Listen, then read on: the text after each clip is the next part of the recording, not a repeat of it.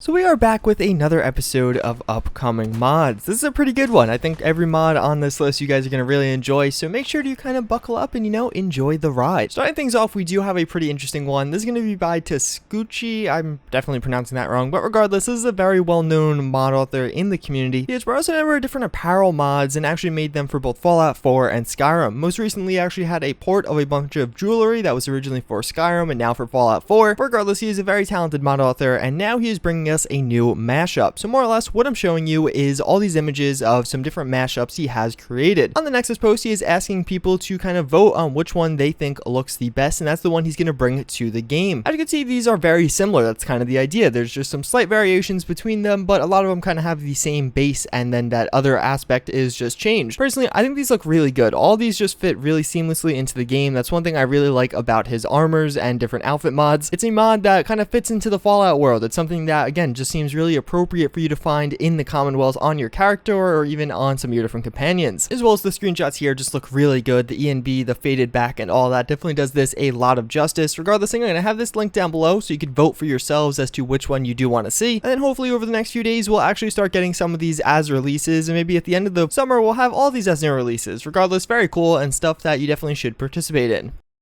So we have a pretty interesting one. This is going to be called the MAS 38 or the MAS 38. This is going to be a new weapon mod by Devious Methods. This is the mod author that most recently brought us the vintage submachine gun. That was another really cool and interesting World War II, World War I era submachine gun that had kind of an interesting backstory, and it really just didn't feel or look like a submachine gun. It had a longer barrel, it looked like more of a carbine. Regardless, now again we are back with another mod from him, the MAS 38. This is going to be another submachine gun. This is going to be another World War II submachine gun very specifically. This has a pretty similar style to some more submachine guns that we have seen from the era. It actually looks a lot like a Thompson or a Tommy gun, and this is your more run-of-the-mill submachine gun. You're seeing the images right now, which look really good. This definitely seems like it is a lot further in development than when we first saw the vintage submachine gun. That was his first weapon mod, so now it seems like maybe got out some of the kinks or just has become a more talented author. Regardless, we also have a video of some of the different animations which are being done by Hitman. These are the custom animations originally intended for the Caparis. This is one of the mods done by Millennia. It only had first-person animations, which is rather unfortunate, but I feel like the best way to use this gun is going to be in first person. Regardless, again, checking out these animations and just seeing the gun in action, it gets me very excited for it. It looks like a really cool and interesting looking weapon, and something that I think it's going to be a lot of fun to use.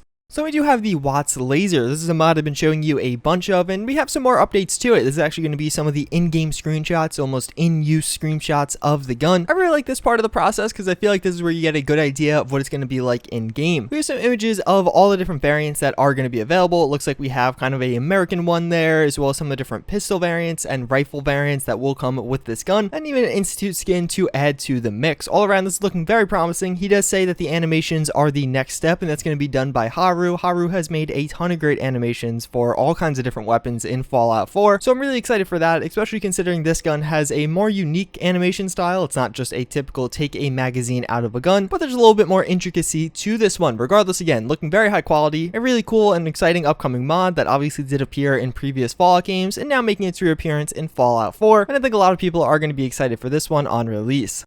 So we have a pretty cool one. This is going to be the Nailgun from Fallout New Vegas Lonesome Road DLC. This is going to be something that's going to be included in Fallout Cascadia. They were saying that basically a lot of people have been asking about some of the weapons that will be included with the mod because it's not so obvious. With Fallout 4 New Vegas and the Capital Wasteland project, it's a bit more obvious as to what guns are going to be included, but Seattle isn't something that kind of has a typical weapon associated with it. So first and foremost, it seems like we are getting a recreation of the Nailgun. This is again going to be for Fallout Cascadia, but specifically it's being developed by FERC-G. These renders of it just look extremely high quality. The detailing and just the overall look and feel of the gun is definitely top notch. This is some really astounding work by these guys. I'm personally really excited for this gun. I really like guns like this in the Fallout games because it just fits into the game really well. So when taking a nail gun and turning it into a more practical weapon in a post-apocalyptic setting just feels very Fallout. It fits into the game again nicely, and something that I feel like we're kind of lacking in Fallout 4. We had a few different cool things like that, like the syringe rifle rifle was pretty interesting, but this definitely blows that out of the water by at least a little bit. Regardless, that's going to wrap it up for this episode. So now this one more so than others. Let me know in the comments down below, what of the mods I did show you was your favorite? There's some pretty close competition here. I think everything I showed you today was pretty promising, and without a doubt, everything very interesting. Fortunately, we don't have to choose, but for this episode, just,